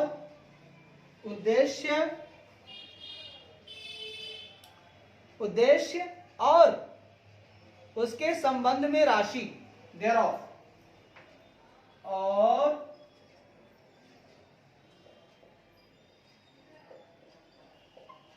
उसके संबंध में राशि, उसके संबंध में राशि स्पेसिफाई, निर्दिष्ट करें, राशि निर्दिष्ट करें। ए भाई साहब, अगर साहब कहीं यही देख ले जाओ, अदर रिजर्व में देख लीजिएगा क्या क्या कितना अमाउंट है। जैसे मान लीजिए अदर में बहुत सारा है, तो प्रत्येक रिजर्व का नेचर क्या है, प्रकृति क्या है और पर्पस क्या है, किस पर्पस से रिजर्व तैयार हुआ है, और उसके संबंध में thereof, respect thereof, उसके संबंध में राशि भी स्पेसिफाई कीजिए। कितना राशि, कितना राशि का है रिजर्व, उसका प्रकृति क्या है, उद्देश्य, किस उद्देश्य से बना है रिजर्व, सर पता लगा लेंगे, टेंशन मत लीजिए। टेंशन लीजिएगा पेंशन नहीं मिलेगा सर, बात समझिएगा। टेंशन लेने वाले को पेंशन नहीं मिलता है, इस बात से आप थोड़ा सा दो चार हो जाइए, ठीक है सर। अब एच थोड़ा सा बड़ा है, जगह हम पर्याप्त लेंगे, हटा इसको, एबीसीडी हो गया। अब इसी में देखिए एच देंगे हम आपको, क्या देंगे बाबू साहब, इसी में आपको एच बताएंगे, ठीक है, बताएं आप बताते जाइए सर।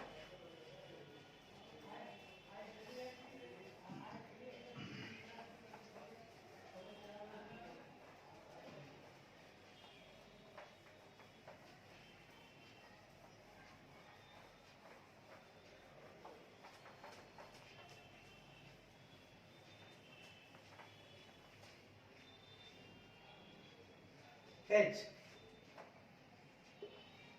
साहब, रिजर्व एंड सरप्लस, रिजर्व तो सब बता दिलियो, बात समझ नहीं बाबू रे, ए बाबू रिजर्व तो सारा जान गए बेटा, अब तनी सरप्लस के जान नहीं ना बाबू रे।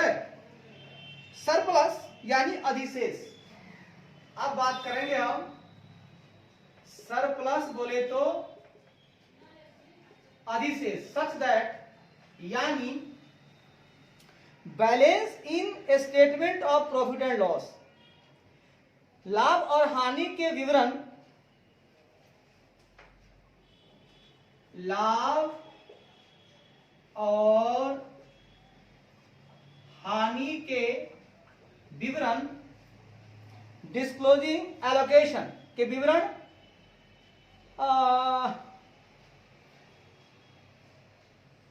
Balance in statement of profit and loss, disclosing allocation, लाभ और हानि के विवरण में आवंटन, विवरण में आवंटन और एप्रोप्रिएशन और विनियोजन, आवंटन और विनियोजन, सच एज जैसे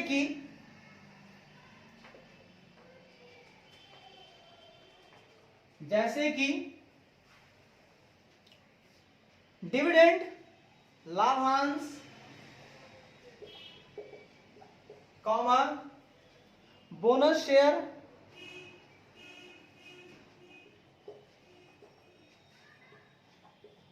डिविडेंड, लाभांश, कॉमा बोनस शेयर, और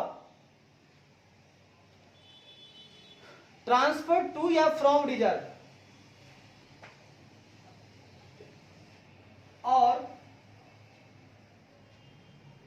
और आरक्षित निधि में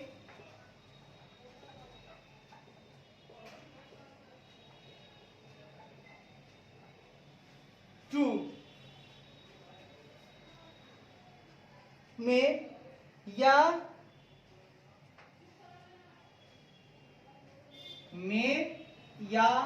से,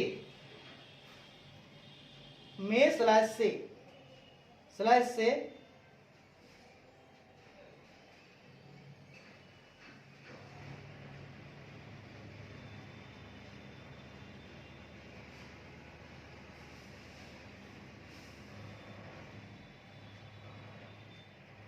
आदि का खुलासा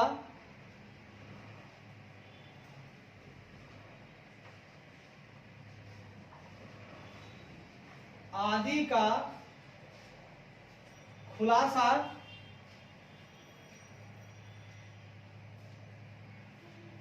खुलासा करने वाला शेष।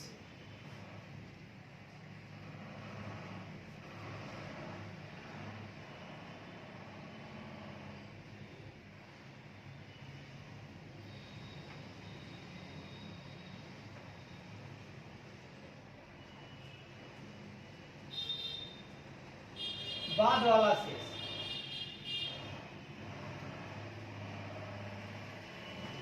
करने वाला शेष है। बाबू साहब, बाबू साहब, हाँ सर, हम आपको सरप्लस की बात बता रहे थे। सरप्लस का मतलब होता है अधिशेष, यानी कि लाभ और हानि के विवरण में एक शेष होगा। कैसा शेष होगा भैया? तो विवरण में आवंटन, एलोकेशन और एप्रोप्रिएशन, मतलब प्रॉफिट को आप एप्रोप्रिएट किए या कहीं अलॉट किए। जैसे मान लीजिए लाभांश दिए, एप्रोप्रिएट किए, आप बोनस शेयर दिए, अलॉट किए। अगर आपने दिया तो कहीं ना कहीं आपका सरप्लस कमेगा जी, लाभांश दीजिएगा कमेगा। चाहे रिजर्व से भी अगर आप कुछ देते हैं, कहीं ट्रांसफर करते हैं,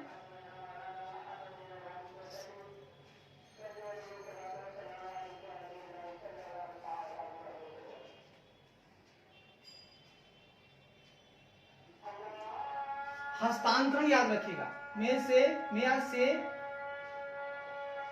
हस्तांतरण, ट्रांसफर,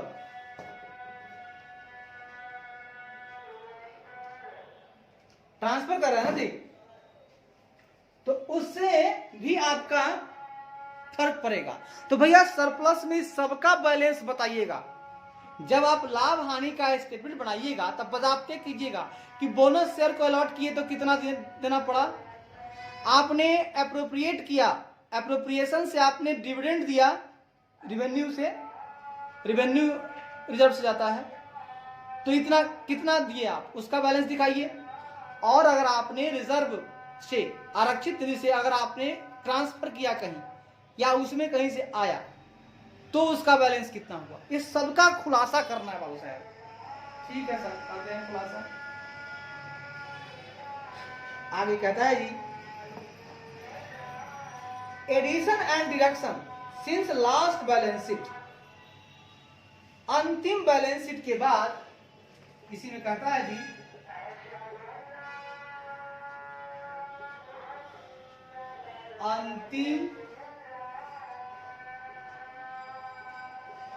अंतिम बैलेंस शीट के बाद एडिशन मतलब अतिरिक्त या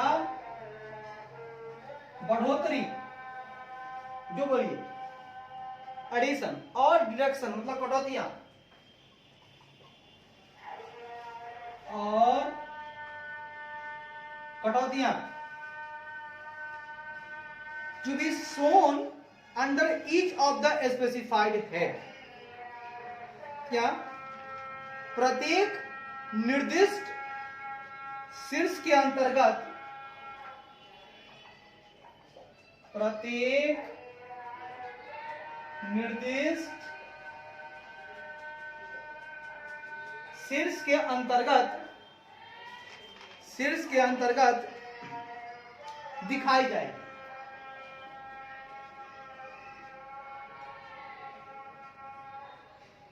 भाव साहब ध्यान रखिएगा, यदि कोई एडिशन होता है अंतिम बैलेंस शीट में, अंतिम बैलेंस शीट के बाद, लास्ट बैलेंस शीट के बाद अगर कोई एडिशन होता है या कोई डिडक्शन होता है तो आप खुलासा जरूर कीजिए।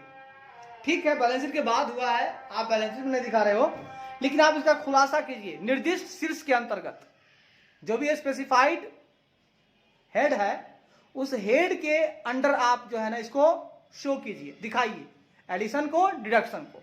ठीक है, अब कैपिटल में कभी एडिशन हुआ, डिडक्शन हुआ, सरप्लस में कोई एडिशन हुआ, कोई डिडक्शन हुआ, तो साहब आप दिखा दीजिए, आप डिस्क्लोज जरूर कीजिए इस बात को। कर देंगे सर, आप जैसा चाहेंगे वैसा होगा, घबराना नहीं है, एकदम प्यार प्यार से चलिए, एकदम आराम आराम से चलिए। ठीक है साहब, थोड़ा और आगे बढ़ते हैं जी। हाँ सर बढ़िए ना, एकदम बढ़िए, आइए।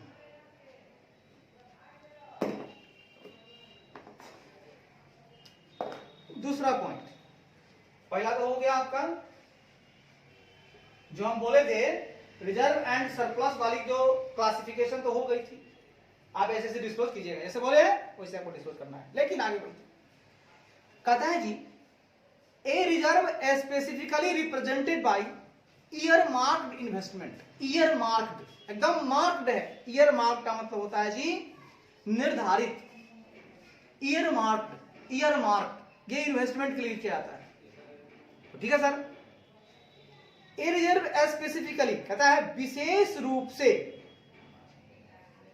Represented by earmark investment, विशेष रूप से निर्धारित निवेशों द्वारा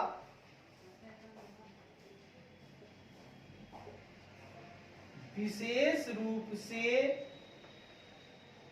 ईयर मार्क निर्धारित इन्वेस्टमेंट मतलब निवेशों द्वारा रिप्रेजेंटेड द्वारा दर्शाए गए रिजर्व, दर्शाए गए आरक्षित निधि द्वारा दर्शाए गए आरक्षित निधि, दर्शाए गए आरक्षित निधि shall be termed as a fund, को फंड कहा जाएगा, को फंड कहा जाएगा। और साहब हाँ भैया आइए बात समझिएगा। हाँ सर समझाइए। देखिए कह रहे हैं स्पेसिफिकली, है ना, ईयर मार्क्ड। ईयर मार्क का मतलब होता है निर्धारित, ठीक है ना। ईयर मार्क इन्वेस्टमेंट, है ना। ईयर मार्क मतलब एकदम कान से एकदम टंच हो जाइए, निर्धारित कर देता है। तो विशेष रूप से निर्धारित निवेशों द्वारा रिप्रेजेंट हुआ है, दर्शाया गया है रिजर्व। मतलब जो इन्वेस्टमेंट आप किए थे ना, है ना, उसके द्वारा आपको कुछ रिजर्व आया है फायदा, तो उस रिजर्व को ही हम लोग फंड कहेंगे। हम निवेश किए कहीं पर, इन्वेस्ट किए, और वो इन्वेस्टमेंट ही हमको रिप्रेजेंट करेगा रिजर्व को। भैया आपके पास जो रिजर्व था, पैसा था, उसी को आपने इन्वेस्ट किया होगा। तो जो जो निवेश किया है आपने, विशेष स्पेसिफिकली ईयर मार्क इन्वेस्टमेंट किया है, वो आपका रिजर्व जो है वही आपका फंड कहा जाएगा, वही आपका फंड हुआ। जो आपने इन्वेस्ट किया, ईयर मार्क इन्वेस्ट किया, वही आपका फंड हुआ। क्योंकि है ना, आपने निवेश द्वारा दर्शाया है अपने रिजर्व को। आपके पास रिजर्व था तभी तो आपने निवेश किया, वो आपका फंड कहलाएगा जी। ठीक है, आगे कहता है जी, सर क्या कहता है, कहता है debit balance of statement of profit and loss, लाभ और हानि के विवरण का डेबिट शेष,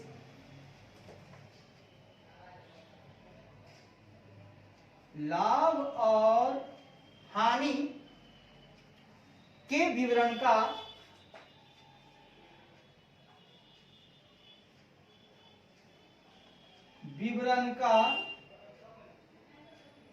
डेबिट बैलेंस, पीएल का डेबिट बैलेंस है, डेबिट शेष है, ठीक है। Shown as a negative figure under the head surplus, वाह, डेबिट शेष अधिशेष शीर्ष के अंतर्गत,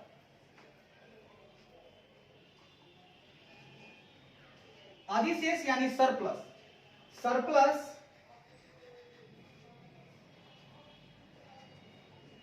सरप्लस शीर्ष के अंतर्गत, सरप्लस हेड शीर्ष के अंतर्गत निगेटिव फिगर नकारात्मक आंकड़े के रूप में दिखाया जाएगा। अंतर्गत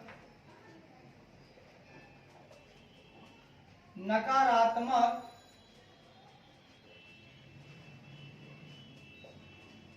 आंकड़े के रूप में, नकारात्मक आंकड़े के रूप में दिखाया जाएगा।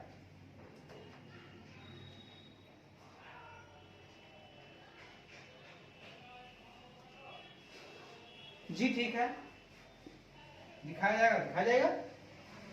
Debit balance of statement of profit and loss shall be shown as a negative figure under the head surplus. Similarly इसी प्रकार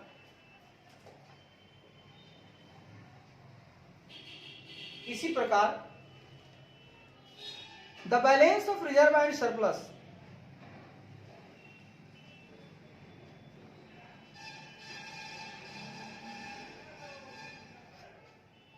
after adjusting negative balance of surplus. अधिशेष के नकारात्मक शेष को इसी प्रकार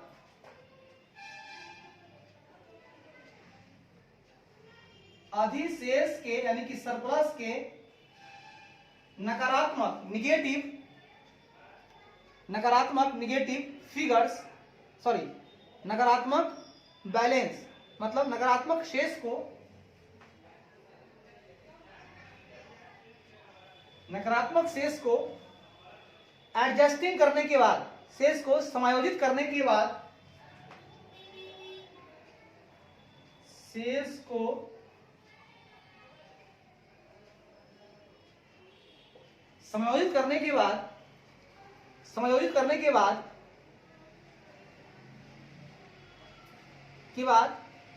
रिजर्व एंड सरप्लस, आरक्षित निधि और अधिशेष के बाद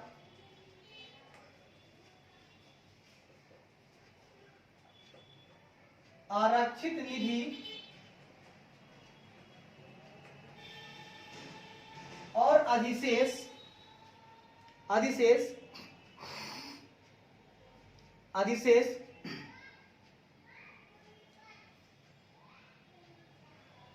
का शेष, balance of reserve and surplus, शेष का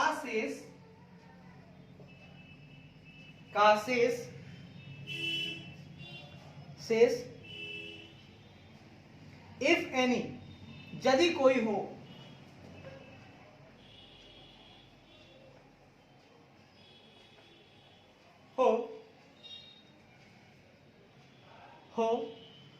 shall be shown under the head reserve and surplus, हो आरक्षित निधि और अधिशेष, आरक्षित निधि और अधिशेष शीर्षक के तहत दिखाया जाएगा। शेष शीर्षक के तहत दिखाया जाएगा। Even if the resulting figure is in the negative, भले ही परिणामी आंकड़ा नकारात्मक हो, भले ही परिणामी आंकड़ा नकारात्मक हो, परिणामी आंकड़ा नकारात्मक हो। जी ठीक है, बढ़िया है जी। हमने कहा सर कि भाई साहब ध्यान दीजिएगा, आइए साहब आइए, बात को समझिएगा।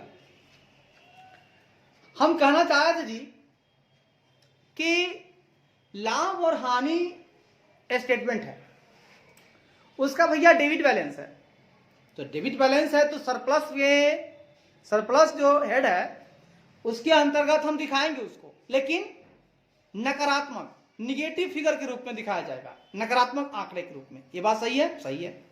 इसी प्रकार अधिशेष के नकारात्मक शेष को, सरप्लस में अगर कोई निगेटिव बैलेंस है तो उसको समायोजित करने के बाद, मान लीजिए हम कोई प्रॉफिट था, प्लस था, उससे उसको एडजस्ट कर दिए, उसके बाद आरक्षित सरप्लस एंड उसके बाद रिजर्व एंड सरप्लस का शेष फिर भी बच गया, समायोजित किए, उसके बाद शेष बचा हुआ है, यदि कोई बचा हुआ है तो क्या करेंगे, उसको रिजर्व एंड सरप्लस हेड के तहत ही दिखाया जाएगा। भले ही परिणामी आंकड़ा निगेटिव है बाबू साहब, रिजल्टिंग फिगर निगेटिव है, फिर भी हम दिखाएंगे रिजर्व एंड सरप्लस में ही, यानी आरक्षित निधि और अधिशेष में ही। बढ़िया है, बढ़िया है। निगेटिव दिखा देंगे बट दिखाएंगे वहीं पर। ठीक है सर। हाँ भैया, थोड़ा सा और आगे बढ़िए। अरे भैया क्यों नहीं बढ़ेंगे भाई, बढ़ेंगे बढ़ेंगे बढ़ेंगे, आइए बढ़ते हैं। यहां तक तो हो गया भाई साहब।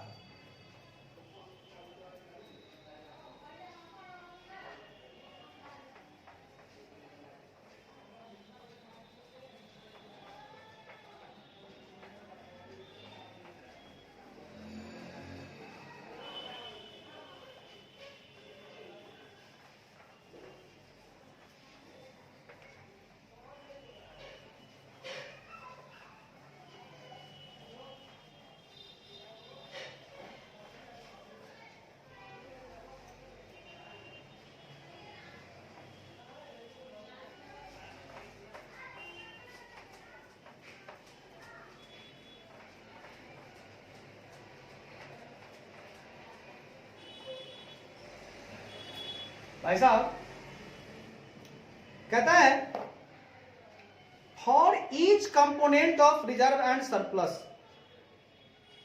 आरक्षित निधि और अधिशेष के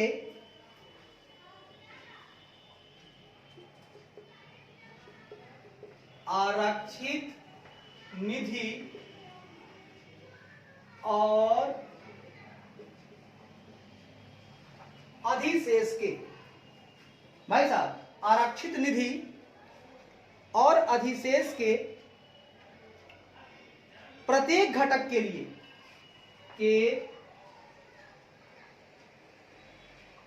प्रत्येक कंपोनेंट के लिए, प्रत्येक घटक के लिए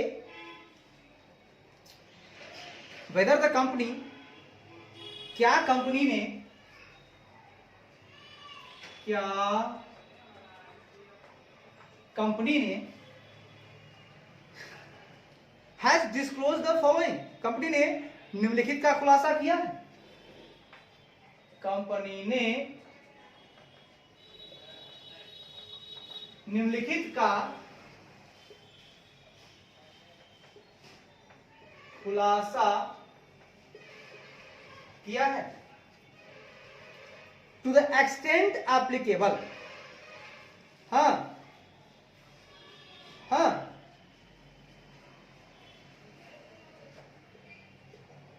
लागू सीमा तक, सीमा जो लागू है वहीं तक खोलिएगा, सीमा से बाहर मत खोलो मत खोलो मत खोलो मत खोलो मत खोलो मत खोलो मत खोलो मत खोलो। सुनिए और साहब देख लीजिए जाके। हाँ सर क्या देखा है, देखिए रिजर्व एंड सरप्लस के जो भी कंपोनेंट हैं, प्रत्येक कंपोनेंट के लिए, जैसे capital reserve, redemption reserve, revaluation reserve, है ना, कैपिटल रिडेम्पशन रिजर्व, है ना, डिबेंचर रिडेम्पशन रिजर्व, जो भी घटक हैं सब के लिए आपको जो है ना निम्नलिखित का खुलासा करना होगा, लागू सीमा तक, है ना, to the extent of limit, हाँ, to the extent of applicable limit. ठीक है, क्या दिखाना है, पहला सब के लिए, कैपिटल रिजर्व के लिए भी, रिवर्सल रिजर्व के लिए भी, सीआरआर के लिए, डीआरआर के लिए, सब के लिए क्या खोलना है, सुनिए। पहला, balance at the beginning of the reporting period. वाह वाह वाह वाह, रिपोर्टिंग अवधि की शुरुआत में शेष राशि, रिपोर्टिंग अवधि की शुरुआत में शेष राशि।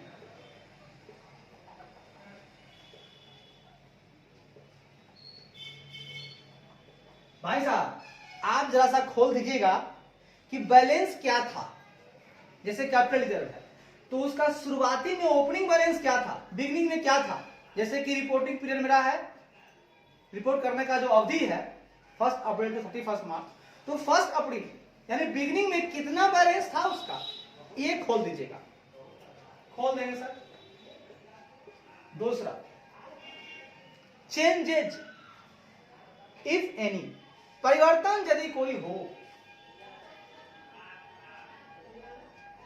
परिवर्तन यदि कोई हो due to changes in accounting policy और प्रायर पीरियड एरर, यदि कोई हो लेखांकन नीति में परिवर्तन,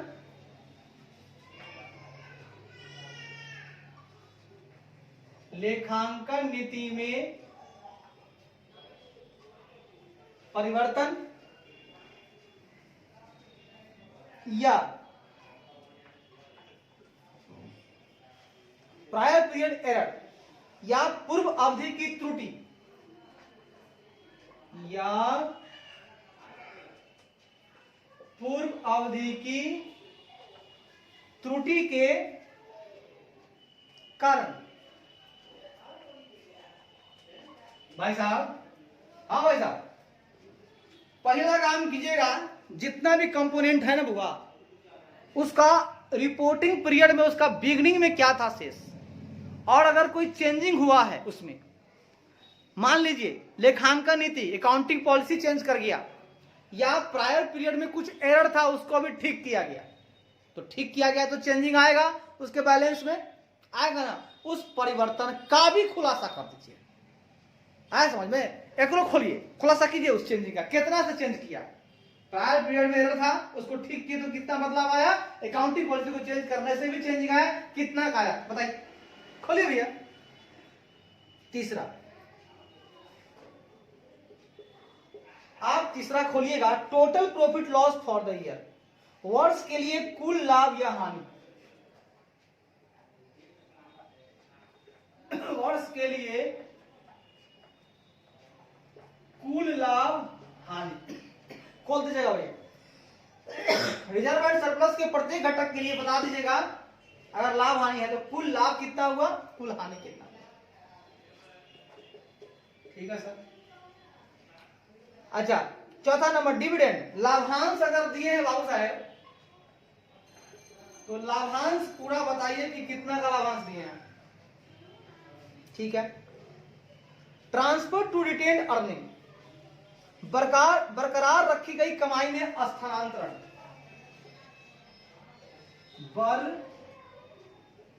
बरकरार रखी गई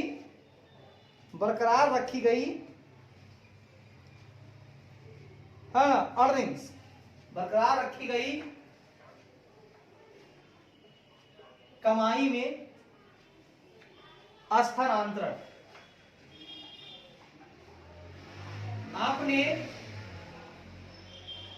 रिटेन अर्निंग में ट्रांसफर किया है, ट्रांसफर टू, आपने रिटेन अर्निंग में डाल दिया। अरे भैया ये भी एक घटक है, आपने ऐसा जगह डाल दिया कि उसको हम हमेशा रखेंगे, ये मेरा रिटेन अर्निंग है, ये कमाई बराबर रहेगी, इतना तो हमको बरकरार रखना है, उसमें आपने ट्रांसफर कर दिया रिटेन अर्निंग में। कितना अमाउंट किया ये बता दीजिए। ठीक है सर, बता देंगे। छठा, एनी अदर चेंजेज, कोई अन्य परिवर्तन हुआ है बताइए, कोई अन्य परिवर्तन टू बी स्पेसिफाइड, हाँ निर्दिष्ट करें, निर्दिष्ट हो।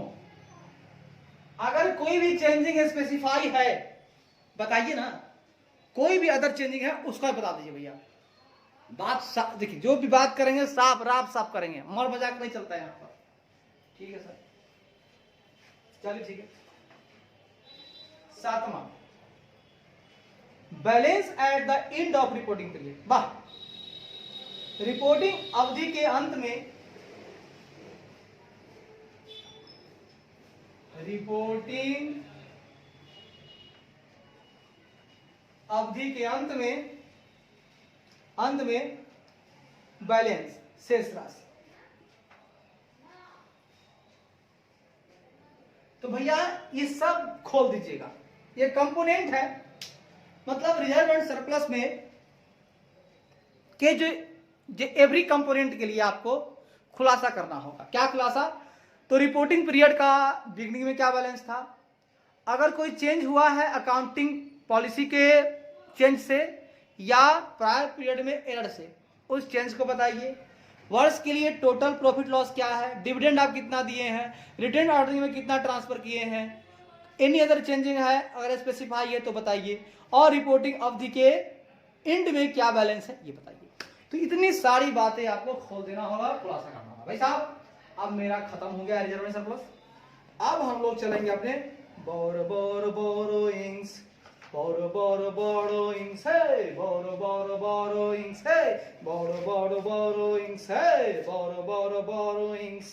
बोरोइंग्स है, बोरोइंग्स है, बोरोइंग्स है,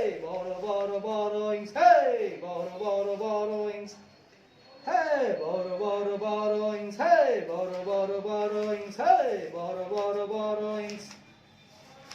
हम लोग बोरोइंग्स की तरफ कूच करेंगे।